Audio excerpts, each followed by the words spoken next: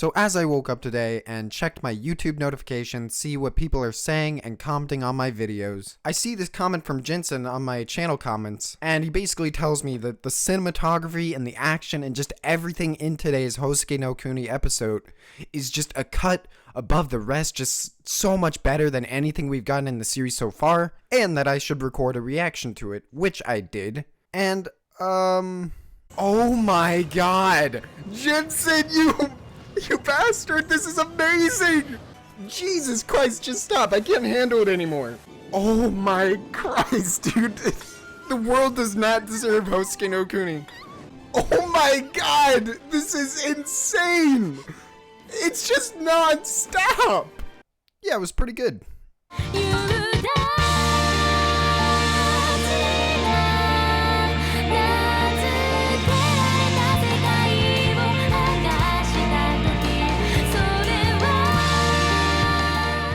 Hello everybody, I am PhenomSage, and welcome back to another Houseki no Kuni, Land of the Lustrous episode review. Today we're going to be talking about episode 10, Shiro. And I'm not sure what that name applies to, but we'll talk about that in a bit. I think I know what it applies to, but it wasn't explicitly stated anywhere in the episode what Shiro has to do with anything that's going on in this episode. But no, you know what we have to start out with, start talking about this. The production.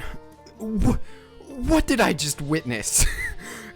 All joking aside, this is some of the best animation I've ever seen, period. Some of the best choreography, camera work, direction. It is just perfection. Every time that I think I know all the cards in Houseki's deck, it just pulls a surprise card out and just blows me away every single time. As you saw in that reaction, I was freaking out for probably the large majority of that second half of the episode, and I see people who don't even usually care or comment on animation talking about this and just talking about how well done it was, because it was just masterful. After this episode, I can safely say that this is the most visually impressive series I've seen all year, and it just begs the question, is this the best episode of the series so far? I commented on episode 8 being the best episode of the year so far, and now episode 10 is rivaling it, potentially even surpassing it?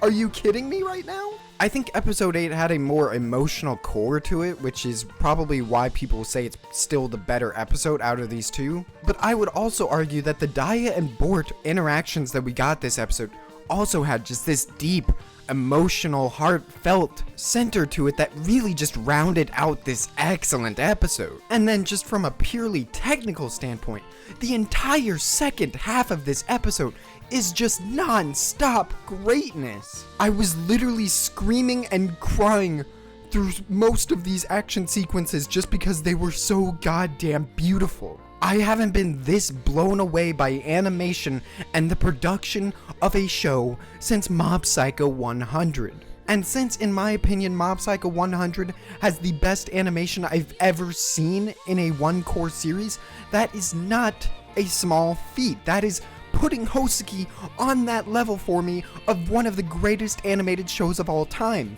And it's completely CG. That just shows what an excellent job Orange has done, delivering every single episode, just this quality material, every single episode, every single week. When will they stop? This is ludicrous. You can't have this many good episodes in a row. You can't have such a good series. It's just not right. It throws the world out of balance. And what I loved about these prolonged sequences of just expert cinematography and camera work is that they were utilized in many different ways. On the one hand, you have a lot of cuts that are just straight one-shot takes of Daya running around this beast or Bort running up the beast that just look absolutely incredible. But then you also have that direction and those camera work skills being put to other uses, like when Daya is hiding and you just have this tension-filled scene with just a one shot of Daya crawling around the floor trying to hide, and you just feel the atmosphere and the tension through this camera work. This is truly just bringing CG animation to another level. I doubt any CG production is even going to come close to this for decades even. Orange has done a phenomenal job on this, and I had to spend this long talking about the production just because it is the main thing that I take away from this episode. It almost is partly why I was crying at the end of my reaction, just because of how good what I'm seeing on the screen is and how non-stop it was, just how visceral. I commented on episode 8 saying how when I cry in an anime, it does have to do with the subject material, but even more than the subject material, it usually has to do with the execution and the presentation, and that is part of the reason why I was crying at the end of this episode, just because the presentation was ridiculous. It was insane. And while we're talking about the production, I have to make a note. Once again this week, the OST just continues delivering that greatness. One track in particular that I recognized as a new track is when Foes and Bort are running back to the school. You just hear this amazing track as this beast is chasing them. You get these shots of Daya. It is just a wonderful track, and then they replay the main theme, the main exciting theme for Houseki. You know the one when Daya is just resolving herself to fight the beast, and you just get this insane one-take shot of just Daya running around on top of the beast, fighting it. Oh, it's so good. Alright, let's calm down a bit and let's be a little bit more analytical about what's going on in this episode, the more story beats and character details that I want to focus on. In the first half, the non-heavy action sequence half of this episode, we get a lot of focus on Foes and Foes' interactions with more people like we did last episode. It's interesting though, because in this episode, I would say that she's a lot less subdued than she was last episode, making us think that she was just this depressed, broken person. She actually put up this really well done fake wall, I guess I would call it, because she was almost just entirely like her old self in this episode, cracking jokes, talking lightheartedly, just all these lighthearted moments. And it's interesting because this is nothing like how Foes was last episode. She was very more reserved and collected, but in these scenes she's a lot more witty and cracking jokes, and a part of me thinks it's a little bit weird that she went back to that state. Even if it's fake, it just feels a little bit off compared to how she was last episode. But at the same time, playing devil's advocate here, we didn't really get a lot of screen time with Foes, not nearly as much as we got last episode, so it makes sense that we might only see her in these situations where she's being lighthearted. And to add on to that, there were a few sequences where you see her still mourning Aunt Arcticite's death, and you can still that she's still very much traumatized by those events. So I wouldn't really call it a flaw that Foes was acting this way in this episode. It was just a bit weird coming off of last episode and seeing her act so normally, juxtaposed to just this depressed Foes that we had last episode. When I saw the preview for this week, I was expecting some kind of Bort and Foes confrontation or fight because of the way that she was looking at Foes last episode, and judging from the preview, I thought it looked like she was fighting him. But that was a mistake. The preview was intentionally lying, hiding what's actually going on here. I didn't actually expect this to happen, but a few of you brought it up, and it totally happened. Foes and Bort have teamed up together. Now, this has a lot of repercussions, mainly on the one person who's being kicked out of the group now, Daya, and we'll talk about that and all of the characterization that comes from it. But I just wanted to say that I liked seeing Foes and Bort interact this episode. It was really charming. Their characters are just so different that it's funny seeing them interact, although I guess new Foes isn't that different from Bort at this point. But of course, the main draw and the main emotional element to this episode is what I mentioned previously, the relationship between Bort and Daya and how it's affected by Bort essentially kicking out Daya and taking Foes as her new partner. At first, Daya's reactions to this were way more lighthearted than I thought she would react. I was like, really? That's all you're gonna go with that? I thought this would kill her inside. And later on, we find out that it basically is. She's just hiding her pain. Like always, Daya is just best gem. She cares about everybody so much, to the point where she's willing to become this reckless, not just physically, as we see in the fight with the beast later in the episode, but also emotionally, just hiding all of her feelings and going along with what Bort wants. And there's a really interesting line that Daya says when talking to the rest of the group, thinking that she'll be upset that she's not with Bort anymore. And essentially she says, Bort is always right, and sometimes I almost hate it. There's more to this line, but that's basically what she's saying, and that is just such a warped mindset to have. On one hand, you can't take it as Bort is always right,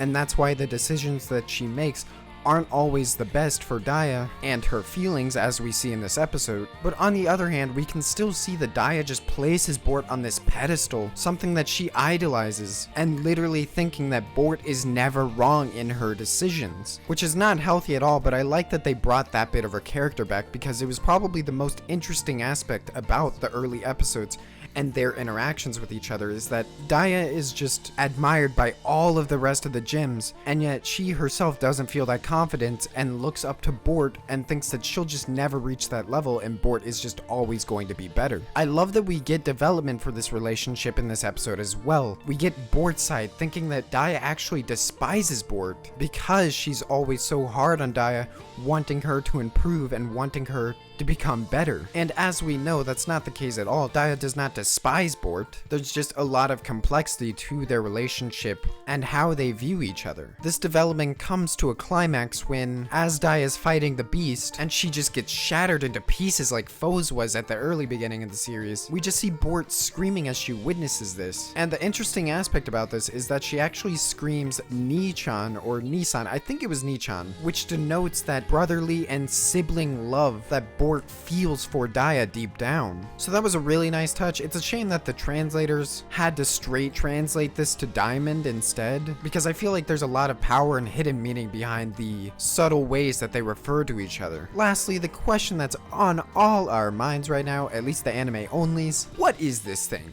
What the hell is this thing? Due to the fact that this episode's name is Shiro, I think that this beast's name is Shiro, which leads me to a lot of speculation that I can make about what this beast is and where we could go from here, especially from that next episode preview. Is this going to be another Admirabilis creature just locked within just this huge beast-like form, very similar to how Ruler was or King was in the beginning episodes when she was a giant snail? Is this another Admirabilis? Is this going to be a character next episode or after this episode sometime in the future? The episode doesn't give us any of the answers to that, so I'm really looking forward to learning more. They left us on a great cliffhanger, just Bort protecting Daya, these beasts just split into two. It's going to be awesome. Just another incredible episode for Houseki no Kuni, one of the best in the series, if not the best. I have to look deep within my heart and find whether or not I think this is the best. I probably will reach that yes, just because the presentation and production this episode was just outstanding. Orange, you're doing God's work right now.